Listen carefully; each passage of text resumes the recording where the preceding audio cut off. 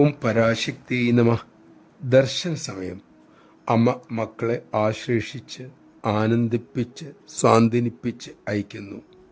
സമീപം സാധകനായ ഒരു വിദേശി യുവാവ് ആ കൃപാസാഗരം കണ്ടുകൊണ്ടിരിക്കെ പല ചിന്തകളും അദ്ദേഹത്തിൻ്റെ മനസ്സിലൂടെ കടന്നുപോയി.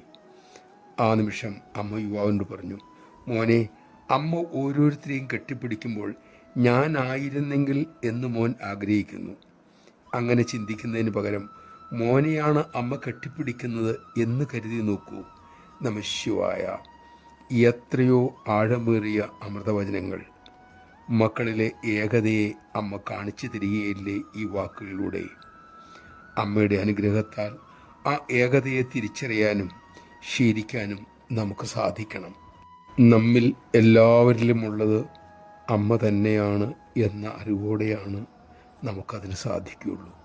അതിന് സദ്ഗുരുവിൻ്റെ കൃപ തന്നെ വേണം. ആ ഗുരുകൃപയാൽ നമ്മുടെ അജ്ഞാനം മാറി ആ തെളിച്ചം നമുക്ക് കിട്ടട്ടെ. അമ്മ അതിനായി നമ്മെ അനുഗ്രഹിക്കട്ടെ.